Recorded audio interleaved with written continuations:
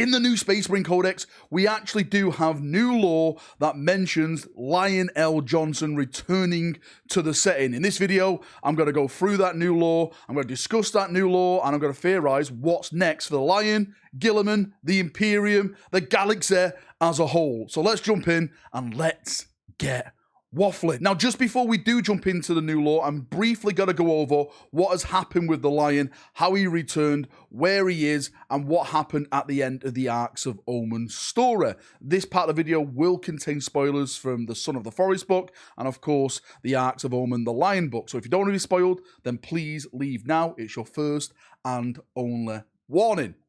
Okay? Right, they've left. Right, so what we had in the Son of the Forest book, the Lion woke up, he didn't know who he was, and then he started to forest walk to different planets. There he met some of the so-called fallen Marines, which then turned into risen Marines because he forgave them, and they all got along, and then they start to go out and they start to fight some chaos shenanigans and stuff like that.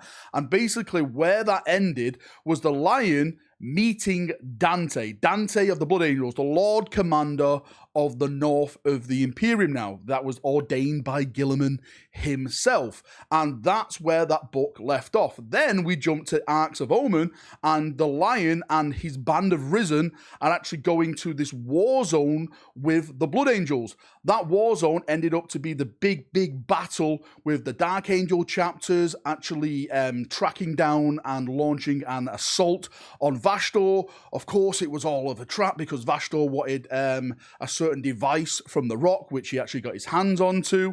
The Lion, of course, turned up in this battle, but also there was another Primarch involved in this battle, and that was demonic Angron. Angron and the Lion fought. Angron won. Sorry, not Angron. The Lion won Angron. I get confused. The Lion won Angron by beating his face in with his new shield that some say was given to him by the Emperor himself. Well, it was alluded to that it was given to him by the Emperor. But anyway, the Lion won. There was a big battle. All the Dark Angels fell back with the Lion. And the last big thing that we got was the Lion sailing away on the rock with the Dark Angel fleet. Not just the Dark Angels, the Unforgiven. All the successor chapters that turned up were the Sons of the Lion. They were all heading back into the void. But of course, Vashtorr was the main winner of that battle. And that's where we are now, that we've been asking questions, what the hell's next? And I think this next blurb of text gives us an insight on what we expect is going to happen with the Lion going forward now in 40k lore. Now we move on to the so-called new lore that's coming from the brand new Space Marine Codex.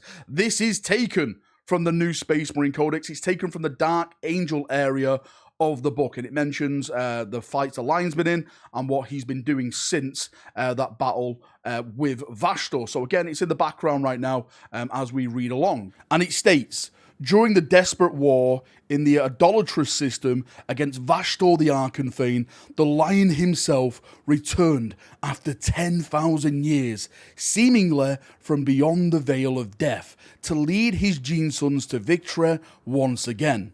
Since that fateful day, the Lion had stalked many worlds of Imperium Nihilus, hunting down terrible monsters and vile heretics. On planet after planet, word has spread of the Night of Nihilus, and people pray that he will come to save them from Xenos hordes and heretic invaders.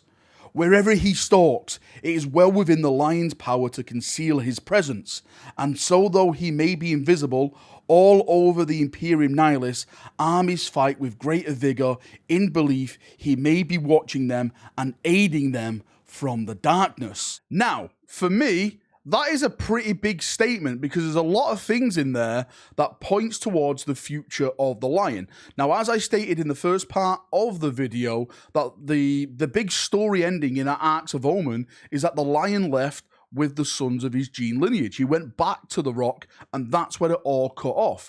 Now, something must have gone on between that point and where we are now in the lore, that the Lion is just shadow walking again, as I like to call it. I know it's called forest walking. I think shadow walking sounds a bit cool, but let's call it forest walking. So he's forest walking now, planet after planet, raising morale, fighting chaos in the presence of, like, shadow, like hitting from the shadow and then fading back and then going to another planet. He's no longer on the rock with his sons. Now, we know his sons saw him We saw Azrael, saw him during the Arks of Omen fight in that thing. So I'm sure the Dark Angels are going to be thinking to themselves now, right? It's like, where's our father gone? He was here. He led us.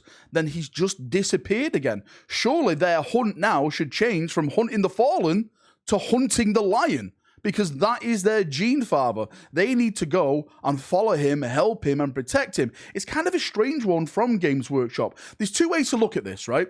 There's big two ways to look at this. This is possibly been written wrongly, and they've kind of forgot that the lion went back to the Rock at the end of the Arks of Omen, or they're just going through a complete different storyline now where they want the lion to be this mysterious figure, a figure of hope that is not out in the public limelight like Gilliman leading crusades and everything. For me personally, that's what I wanted. I want Lion and I want Rebute to hook up again. I want the Lion to lead a crusade fleet. I want Rebute to lead a crusade fleet. I want these Primarchs to come back to be the center stage and start leading the Imperium as the Emperor intended it to be led. Hopefully, I'm not reading it wrong, because the statement that, again, I just read out, it did mention the battle between Vashtorr. So we know that that was at the start, then he went back, of course, to the Rock, and then the last bits of it was him jumping to planet. Now, if they go down that road of him being this mysterious figure, as I just mentioned,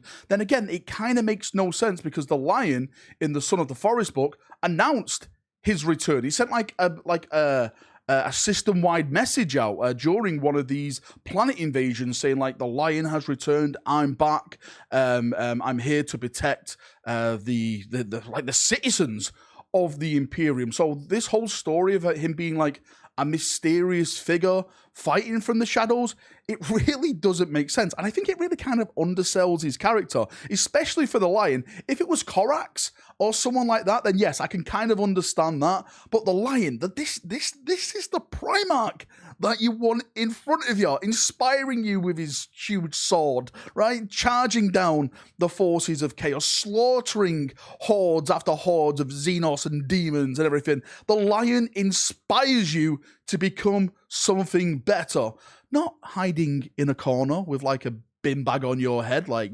boo and stuff. No, that's Corax's whole thing. We need the lion back at the front, leading the Imperium. Now, the next big question, and the question I always get asked, is what's going to happen next, Valrak? Where are they going to go with the lion? Now, we kind of got that statement there that says he's going to be jumping around from planet to planet, but I think there's too much potential, there's too much fandom in it at this point. You've let the fans boil.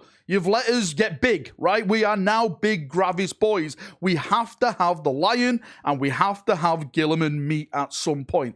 At the end of the Son of the Forest book, the lion was so ecstatic to learn that he was not the only living son of the Emperor still alive, the only living loyalist son of the Emperor alive. He knew about the demons.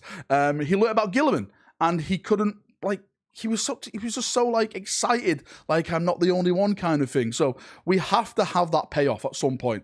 I'm sure there's got to be a book coming at some point in the future that will have that meeting. And I think that is going to be the big emotional one. And if we have that meeting, I can't see Gilliman letting the lion just sneak off again. Surely he's got to try and convince him. He's got to give him weapons, fleets and stuff to do what he does. This is what the lion does. He's one of the greatest commanders, if not the greatest commander that the Imperium has ever had. So he deserves to be at the forefront of this incoming war with chaos, demons, Xenos, everything out there in the galaxy. And I, for one, cannot wait. Right. That's enough waffling from me. Thank you for coming. Thank you for watching. If you've got any thoughts, feedback, anything like that, post it down below. And we'll have a nice little chin wag down there, as we always do. See you now. Have a great day, and bye-bye.